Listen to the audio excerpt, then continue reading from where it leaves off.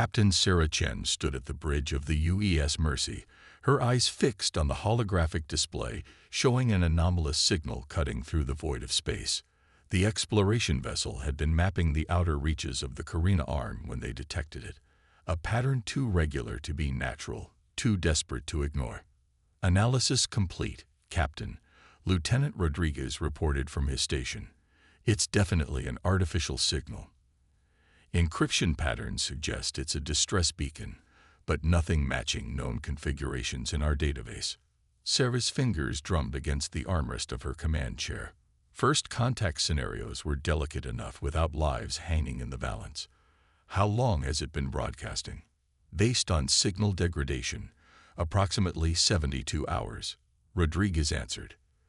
The source appears to be holding position near the third planet of the system ahead. The bridge crew maintained their professionalism, but Sarah could feel the electric tension in the air.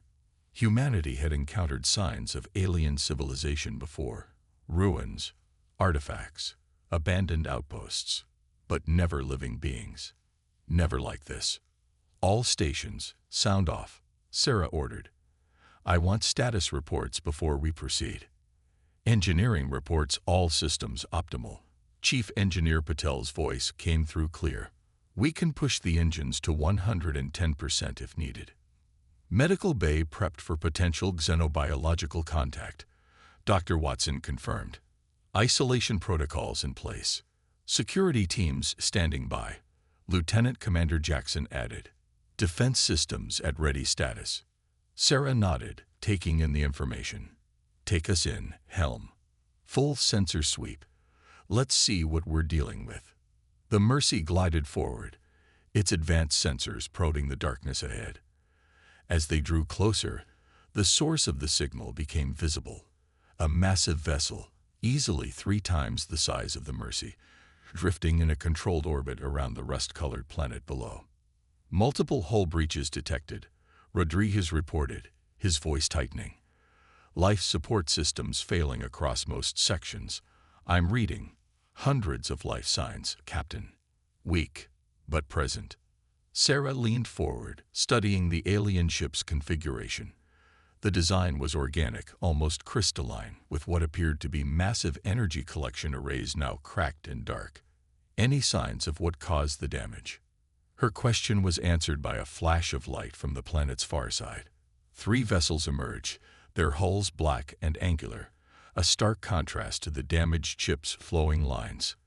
They accelerated rapidly, weapons systems charging. Multiple hostile contacts. Jackson shouted. Energy signatures indicate weapon locks. Shields up, Sarah commanded. Open all frequencies for broadcast. Let them know we're here to help. The attacking vessels ignored their transmissions, launching a barrage of energy weapons that splashed against the Mercy's shields. The human vessel rocked under the impact. Shields holding at 82%, Jackson reported. Their weapons are advanced, but our defensive technology is handling it. Sarah's mind raced. The Mercy was well armed for an exploration vessel, but that wasn't why they were here. Those hundreds of life signs on the damaged ship were fading. Helm, get us between them and the damaged vessel. Engineering. Divert power to forward shields. Captain. Rodriguez interrupted. I'm receiving a transmission from the damaged ship. They're translating in real time. A voice filled the bridge, musical but strained with desperation. Unknown vessel, please. Our children. We carry the last of our people. The Dreth cannot be allowed to take them. Sarah's jaw set firm. Humanity's first contact with alien life wouldn't be marked by standing idle while children died. Lieutenant Commander Jackson, target the lead vessel's propulsion systems. Minimal force. Show them what they're dealing with. The Mercy's main cannon fired a precision shot, the concentrated burst of plasma slicing through the lead attacker's engine housing. The vessel spun out of formation, its companions breaking off their attack to reassess. Channel open to both sides, Sarah announced, her voice clear and firm. This is Captain Sarah Chen of the United Earth Ship Mercy. We are here in response to a distress signal, and we will render aid. Any attempt to prevent this will be met with appropriate force. We are transmitting our medical and evacuation capabilities now. Choose your next actions carefully." There was a moment of tense silence before the damaged ship responded. "We accept your aid, Earth vessel, but please hurry. Our containment fields are failing. The hostile vessels are maintaining distance," Jackson reported, "but they're not retreating." Sarah nodded grimly. "They won't give up their prey easily. Mr. Rodriguez, coordinate with Dr. Watson. I want emergency teleport zones established wherever there's a stable section of their ship. Engineering, begin calculating power requirements for mass personnel transport." She stood, straightening her uniform. "Today we show the galaxy what humanity stands for. We're going to save these people, no matter what it takes. Begin evacuation procedures." The Mercy's crew moved with practiced efficiency, even as the unknown attackers regrouped in the distance. Sarah watched the tactical display, knowing this was only the beginning. First contact had come with both an opportunity and a responsibility, and she intended to prove that humanity was ready for both. As the first transport signals began to activate, Sarah caught a glimpse of their initial arrivals through the medical bay cameras. Tall, crystalline beings with iridescent cores, many carrying smaller versions of themselves. Their fear and gratitude needed no translation. "Medical bay reports first refugees secured," Dr. Watson announced. "They're in rough shape, Captain, but nothing we can't handle." Sarah allowed herself a small smile. Humanity had just taken its first steps into a larger galaxy, and they'd done it by following their best instincts. To help those in need, to protect the innocent, to stand against bullies among the stars. "Keep those transporters running," she ordered. "We're not leaving until everyone's safe. Not one soul gets left behind." The UES Mercy's medical bay was never designed to hold over 300 refugees, but human ingenuity had a way of stretching possibilities. Captain Sarah Chen watched as her crew transformed cargo bays into emergency shelters, using everything from shipping containers to maintenance scaffolding to create makeshift living spaces. "Their biology is fascinating," Dr. Watson reported, gesturing to the holographic displays showing the refugees' vital signs. "Their crystalline structure isn't just external, it's integral to their entire physiology. They literally store solar energy within their core matrices." Sarah studied the readings. The beings, who called themselves the Lumini, were weakening without access to their usual energy sources. "Can we help them?" "Already on it," Chief Engineer Patel chimed in, his dark eyes bright with excitement. "We've modified our auxiliary solar collectors to match their absorption frequencies. It's not as efficient as their original technology, but it should keep them stable until we reach safety." The ship shuddered slightly, and Sarah's hand instinctively went to her communicator. "Bridge, report." "The Dreth vessels are still following, Captain," Lieutenant Rodriguez responded. "They're staying just outside weapons range, but they're not giving up. 3 more ships have joined their formation." Sarah frowned. The Mercy was an impressive vessel, but they couldn't fight off an entire fleet while protecting hundreds of refugees. They needed options. A soft chiming sound drew her attention to one of the medical bay's isolation rooms. Inside, the Lumini leader, who had introduced himself as First Light Sentinel Valin, was finally strong enough to speak with them properly. "Captain Chen." Valin's voice carried both strength and sorrow. "My people owe you a debt we cannot repay. But I must warn you, the Dreth will not stop pursuing us. They seek to harvest our core energies, to drain our children for their war machines." Sarah's expression hardened. "That's not going to happen. But I need to understand what we're dealing with. How many ships can they bring against us?" "Their nearest battle fleet numbers 20 vessels," Valin answered. "They will arrive within 6 of your hours. We understand if you must leave us. You have already done more than." "That's not how we operate," Sarah interrupted firmly. "Lieutenant Commander Jackson, what's our status on the emergency protocol modifications?" Jackson's voice came through clear on the comm. "Ready for your review, Captain. We've adapted the Exodus Protocol for our current situation. The Exodus Protocol, humanity's response to the possibility of having to evacuate entire populations under fire. It had been theoretical until now, but Sarah had always believed in being prepared. "Show me," she ordered, and a complex series of tactical displays appeared before her. Jackson had outdone himself, integrating what they'd learned about Dreth's sensor capabilities with human stealth technology. "Their energy weapons are powerful," Jackson explained, "but their targeting systems rely heavily on heat signatures. We can use that. The Lumini's natural state is actually closer to ambient space temperature than ours." Sarah nodded, seeing where this was going. "Engineer Patel, how quickly can we reconfigure our heat exchange systems?" "Give me 2 hours and every hand you can spare," Patel replied. "We'll need to basically turn the Mercy inside out, but it's possible." "Make it happen," Sarah ordered. "Dr. Watson, work with the Lumini. We need to know exactly how cold they can safely tolerate. Rodriguez, plot us a course through the densest part of the nearby asteroid field." Valen moved closer to the isolation room's window, his crystalline form catching the light. "You intend to fight?" Sarah allowed herself a small smile. "No, we intend to disappear. Humanity learned long ago that sometimes the best way to win is to change the rules of engagement." The next 4 hours were a blur of activity. The Mercy's internal layout was transformed as systems were rerouted and modified. The refugee areas were reinforced with additional insulation, while the outer areas of the ship were prepared for extreme cold. "Dreth fleet detected on long-range sensors," Rodriguez reported. 19 ships, closing fast. "Status of modifications," Sarah demanded.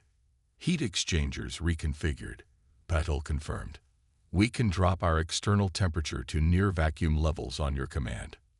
"Medical confirms all Lumini refugees are secured and stable," Watson added. "They've actually helped us improve the efficiency of our solar collection systems." Sarah took her place on the bridge, watching as the enemy fleet approached. The massive asteroid field loomed before them, a chaotic maze of ice and rock. "Begin temperature drop. Take us in, full stealth protocols." The Mercy's outer hull temperature plummeted as they entered the asteroid field. The pursuing Dreth ships hesitated at its edge. Their larger vessels weren't designed for such close maneuvering. "They're launching smaller pursuit craft," Jackson reported. 12 vessels designed for close-quarters combat." "Perfect," Sarah smiled. "Deploy the modified probes."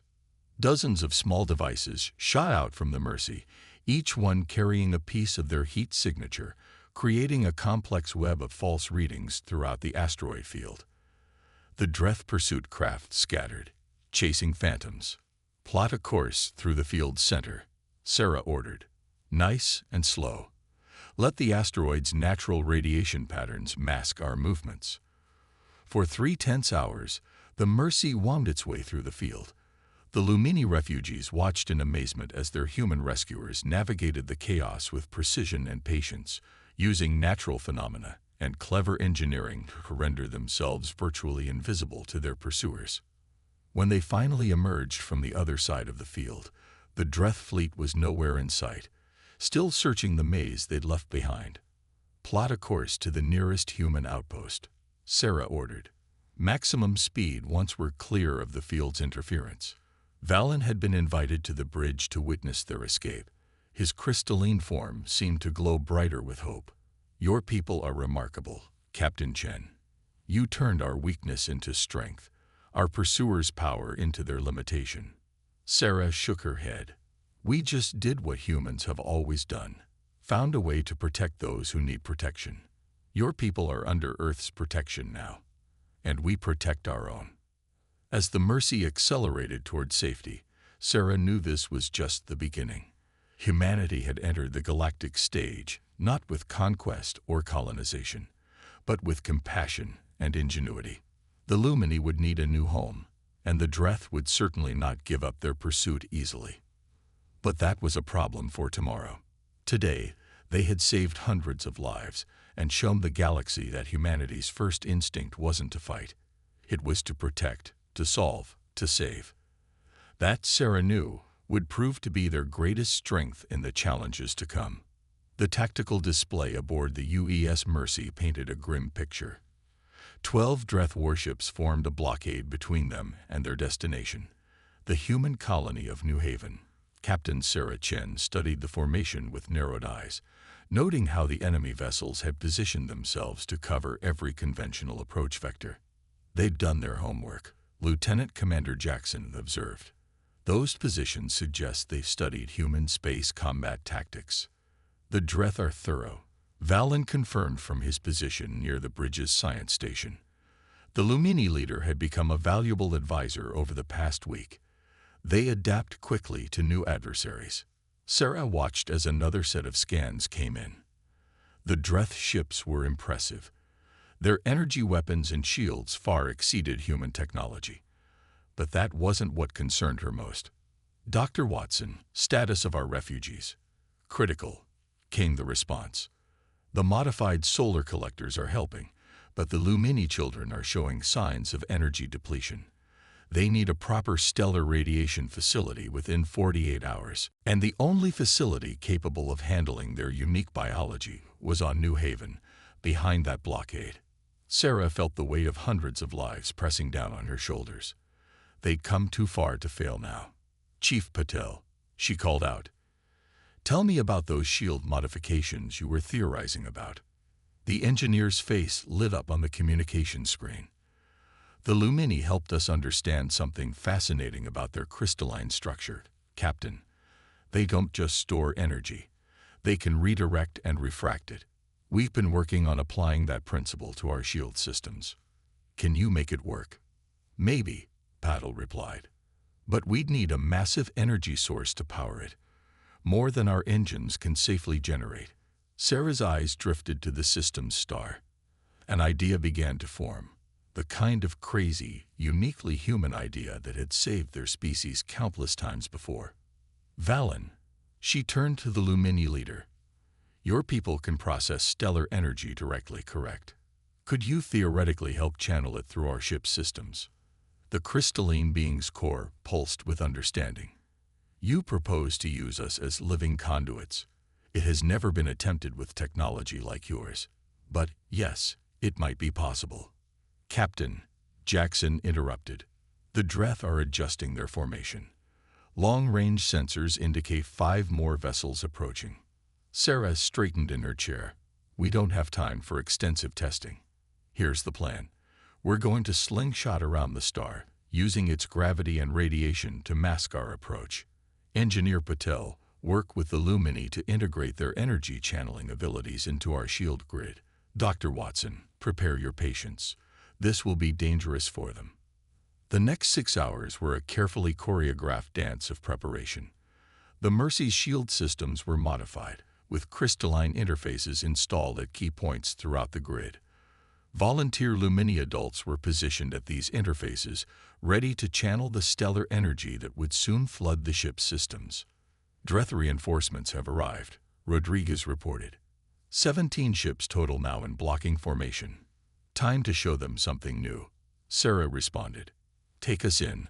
Full sublight power. Begin star slingshot maneuver." The Mercy dove toward the system's star, its modified heat shields training against the increasing radiation. Inside the ship, the Lumini volunteers began to glow brighter, their crystalline forms resonating with the approaching solar energy. "Energy levels rising," Patel reported. "The Lumini are channeling it successfully. Shield capacity at 200% and climbing." The star's massive gravity well caught them, accelerating the ship even faster. Warning alarms blared as they passed closer to the stellar surface than any human vessel had ever dared. "Dreth vessels responding," Jackson called out. "They're moving to intercept our projected exit vector." Sarah allowed herself a small smile. "That's exactly what we want them to do. Stand by for my mark." The Mercy whipped around the star at phenomenal speed, its hull glowing from the heat, despite their best protections. The Lumini volunteers shone like miniature suns themselves now, channeling the massive energy through the ship's systems. "Mark," Sarah commanded as they reached the apex of their turn. The modified shields activated, but not as a defensive barrier. Instead, they refracted the stored solar energy outward in a massive burst, amplified and focused by the Lumini's natural abilities. The result was a cascading wave of stellar radiation that washed over the Dreth formation. Direct hit, Jackson reported with excitement. Their shields are designed to deflect energy weapons, not raw stellar radiation. They're being overwhelmed. The Dreth ships scattered, their carefully planned formation dissolving as their sensors were overloaded and their shield systems struggled to compensate. The Mercy shot through the gap in their lines, riding the last of their stellar-powered burst. All hands braced for emergency deceleration. Sarah ordered. The ship shuddered as their engines fired in reverse, bleeding off the enormous speed they'd built up. Dreth vessels attempting to regroup, Rodriguez reported. But we're already past their effective weapons range. New Haven Control is responding to our identification signals. They're preparing for our arrival. The bridge crew broke into relieved cheers, but Sarah's attention was on Valen. The Lumini leader was supporting one of his fellow volunteers, both of them dimmer than usual but their cores pulsing with what she recognized as joy. "Your people took a great risk to help us succeed," she said softly. "We added our strength to yours," Valen replied. "And together, we achieved what neither of us could have done alone. Perhaps this is why your species was meant to find us." Sarah nodded thoughtfully as New Haven grew larger in their viewport. The Dreth blockade had been broken not through superior firepower or advanced technology, but through cooperation, creativity, and the willingness to attempt the impossible. As the Mercy descended toward the colony's medical facilities, Sarah knew that this victory would change things. The galaxy would soon learn that humanity's greatest weapon wasn't their ships or their guns. It was their ability to innovate, to adapt, and to turn apparent weaknesses into unprecedented strengths. The Lumini children would get the treatment they needed. And the Dreth, well, they had just learned a costly lesson about underestimating both humanity and the power of desperation combined with ingenuity. "Begin landing procedures," she ordered, watching as the first rays of New Haven's sun touched the ship's hull. "And send a message to Earth Command. Tell them that humanity has made some remarkable new friends." New Haven's orbital defense station hummed with activity as Captain Sarah Chen studied the latest intelligence reports. It had been 3 days since their daring escape through the Dreth blockade, and the enemy's response was coming, bigger than anyone had anticipated. 37 ships, Lieutenant Commander Jackson announced to the assembled human and Lumini leaders, including 3 of their Dreadnought-class vessels. They're not just sending a fleet, they're sending an armada.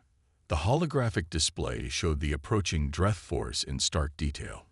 Even with New Haven's defensive capabilities and the 3 additional Earth vessels that had arrived as reinforcement, they were dramatically outnumbered. "They mean to make an example of us," Valen observed, his crystalline form dimmer than usual as he conserved energy. "The Dreth cannot allow word to spread that a supposedly lesser species defied them successfully." Sarah watched as her fellow captains shifted uncomfortably. The odds were overwhelming, and evacuation of the colony would take days they didn't have. But she had seen something in the last battle, something that gave her hope. "Tell me about their dreadnoughts," she requested. "Everything you know." Valen's core pulsed as he spoke. "They are their most powerful vessels, but also their most energy-hungry. The Dreth power them by—" He hesitated, his light dimming further. "By consuming the core energy of your people," Sarah finished quietly. The room fell silent as the horror of this settled in. "That's why they hunt you so relentlessly. Their biggest weapons can't function without you." "Precisely," Valen confirmed. "Each dreadnought contains hundreds of my people's cores, drained and processed into power cells." Sarah stood, her mind racing with possibilities. "Dr. Watson, what's the status of the Lumini children?" "Much improved," the doctor reported via comlink. "The stellar treatment facilities here are far more efficient than our makeshift solutions aboard the Mercy. Most have regained their full energy capacity. And the adults who helped us channel the solar energy during our escape, fully recovered, Captain. In fact, they've been teaching us fascinating things about energy manipulation. We've barely scratched the surface of what their biology can do. Sarah turned to Chief Engineer Patel, who was attending via hologram from the Mercy. Those shield modifications we made, could we reverse them? Turn them into focused energy collectors instead of dispersal systems? Patel's eyes widened as he caught her meaning. Theoretically, yes, but the power requirements would be enormous. We'd need a massive energy source, Sarah finished. Like, say, 3 dreadnoughts. The room erupted in murmurs as people began to understand what she was suggesting. Valhen's core brightened with sudden hope. You want to turn their greatest weapons against them, he said. To free my people's cores and use that energy to power a defense. More than that, Sarah replied. Those cores are your people. They're prisoners of war, and we don't leave anyone behind. Not ever. The next 20 hours were a frenzy of preparation. The Mercy and its sister ships were modified with the new collection systems, while the Lumini worked with human engineers to create a network of crystalline resonators throughout New Haven's defense grid. Dreth fleet entering the system. Rodriguez's voice announced across all channels. They'll be in weapons range in 17 minutes. Sarah stood on the Mercy's bridge, now more familiar with its modified systems. The ship had been transformed, its hull studded with crystalline arrays that glowed softly in the starlight. All ships, take formation, she ordered. Defense grid at full power. Remember, we only get one shot at this. The Dreth fleet emerged from superliminal travel in an impressive display of force. Their dreadnoughts led the formation, massive weapons already charging. They're broadcasting, Captain, Rodriguez reported. They're demanding our immediate surrender and the return of their property. Sarah's jaw tightened. Send them our response. The message was simple. We do not recognize your claim to sentient beings as property. Withdraw or face the consequences. The Dreth response was predictable. A full barrage from their forward batteries. New Haven's shields flared under the assault. Shields holding, Jackson reported. They're moving their dreadnoughts into position for their main weapon. Perfect. Sarah smiled grimly. All ships, execute pattern Omega. Dr. Watson signaled the Lumini to begin. The human vessels moved in a complex dance, appearing to scatter under the Dreth assault. But they were actually taking carefully planned positions around the 3 dreadnoughts. Enemy dreadnoughts powering main weapons, Rodriguez called out. Energy readings are off the scale. Now, Sarah commanded. The modified collection arrays activated across all 3 human ships simultaneously. But instead of gathering energy from the weapons fire, they reached deeper, resonating with the crystalline cores imprisoned within the massive vessels. Inside the dreadnoughts, hundreds of dormant Lumini cores suddenly awakened, responding to the call of their own people. Energy meant to power weapons of destruction instead surged outward, seeking freedom. Energy transfer beginning, Paddle reported excitedly. The cores are responding. They're overloading the Dreth containment systems. The dreadnoughts' weapons flickered and died as their power sources rebelled. Massive energy discharges coursed through their hulls as the imprisoned cores fought for liberation. Collection systems at maximum, Jackson announced. Ready to receive. Sarah's voice was firm. Bring them home. The collection arrays pulsed, and streams of pure energy burst from the failing dreadnoughts. But this wasn't just energy. These were the essences of the Lumini themselves, finally breaking free from their prison. The Mercy and its sister ships channeled the liberated cores through their modified systems, carefully containing each one until they could be properly restored. The Dreth fleet fell into chaos as their mighty dreadnoughts went dark. All cores recovered, Watson confirmed. Beginning restoration process. They're weak, but they're alive. The remaining Dreth ships began to retreat, their formation broken, their invincible dreadnoughts now powerless hulks drifting in space. Should we pursue? Jackson asked. Sarah shook her head. No need.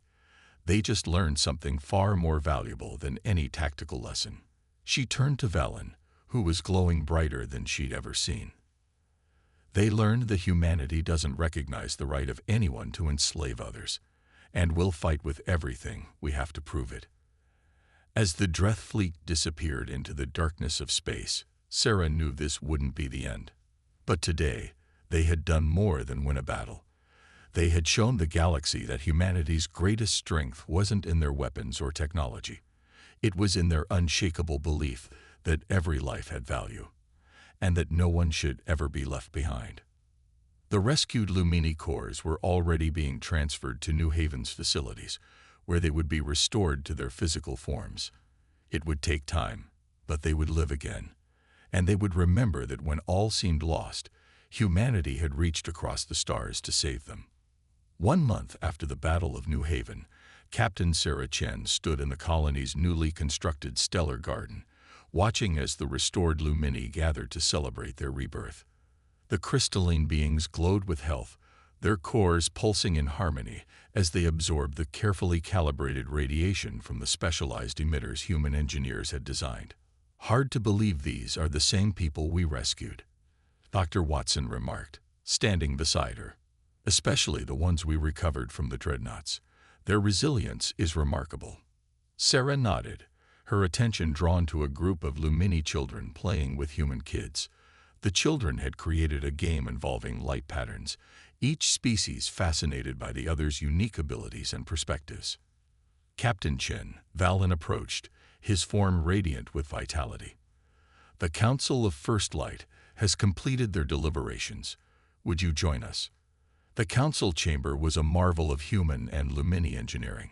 Crystal spires channeled natural starlight through the ceiling, creating an environment comfortable for both species. Representatives from Earth Command were present, along with the leaders of various Lumini family groups. "We have made our decision," the head of the council announced, their core pulsing with formal authority. "The Lumini people cannot return to our home systems. The Dreth have seen to that. But here, on New Haven, we have found something unexpected. Not just refuge, but understanding. Partnership. Hope." Sarah listened as the council outlined their proposal. The Lumini would establish a permanent settlement on New Haven, sharing their knowledge of energy manipulation and stellar engineering in exchange for humanity's protection and partnership. "But there is more," Valen added, stepping forward. "Our scientists have been working with human engineers. We believe we have found a way to permanently end the Dreth's ability to exploit our people." The holographic display activated, showing a complex series of energy patterns. "By modifying the resonance of our core matrices," Valen explained, "we can make it impossible for the Dreth to harvest our energy. Their weapons will never again be powered by the suffering of our people. The modification will be completely voluntary," a human scientist added. "But early trials show no negative effects on Lumini biology. If anything, it makes their energy processing more efficient." Sarah studied the data, understanding the implications. The Dreth's greatest advantage would be neutralized, not through violence, but through innovation and cooperation. "There's something else you should see, Captain," Rodriguez called from his station. "Long-range sensors are picking up interesting movements along the Dreth border systems." The tactical display shifted, showing numerous small ships fleeing Dreth space. Valen's core pulsed with surprise. "Those energy signatures. Those are Lumini vessels. Survivors we thought lost, fleeing to New Haven." "Not just Lumini," Jackson added. "We're detecting ships from at least 3 other species. It seems word has spread about what happened here. They're seeking asylum." Sarah understood. New Haven was becoming more than just a colony. It was becoming a symbol, a place where the oppressed could find protection, where different species could work together, where humanity's ideals of freedom and dignity extended to all sentient beings. Earth Command has already approved expanding the colony's infrastructure, one of the human officials announced. "We're calling it the Haven Protocol, a framework for accepting and integrating refugee species into human space. The Dreth will not accept this easily," Valen cautioned. They will see it as a challenge to their authority in this sector. Sarah smiled. Good. Let them come. They'll find something they've never encountered before. Species working together, combining their strengths, looking out for each other. That's more powerful than any weapon they can build. Later that evening, Sarah stood at the observation deck, watching New Haven's sunset. The sky was filled with construction vessels as human and Lumini engineers worked together to expand the colony's capacity. In orbit, she could see the silhouettes of Earth's defense fleet, now augmented with crystalline arrays developed through cooperation with the Lumini. Did you ever imagine this? Valen asked, joining her at the window. When you first answered our distress call, Sarah thought back to that moment, when the Mercy had detected a signal in the void. I knew we had to help. That's what humans do. But this, she gestured to the thriving community below. This is beyond anything I imagined. You humans have a saying, Valen observed. No one left behind. We did not understand at first. We thought it was just about rescue, about saving lives. But it's more than that, isn't it? It's about building something together, about ensuring everyone has a place, a chance, a future. Sarah nodded. That's humanity at its best. We're not perfect. We've made plenty of mistakes in our history, but we learn, we adapt, and we try to be better. And we know we're stronger together than alone. As the last rays of sunlight painted the crystal spires of the Lumini settlement, Sarah thought about the message they'd sent to the galaxy. It wasn't about military might or technological superiority. It was about compassion, innovation, and the unshakable belief that every sentient being deserved to be free. The Dreth had sought to demonstrate humanity's weakness. Instead, they had revealed its greatest strength, the power to unite, to protect, to transform enemies into allies and differences into advantages. And this was just the beginning. As more refugees arrived and more species joined the Haven Protocol, humanity's influence would grow not through conquest or domination, but through their willingness to stand up for others, to share what they had learned, and to never, ever leave anyone behind. The sun set on New Haven, but across the galaxy, a new dawn was breaking, and humanity would face it as they always had, with open arms, determined hearts, and the courage to do what was right, no matter the odds.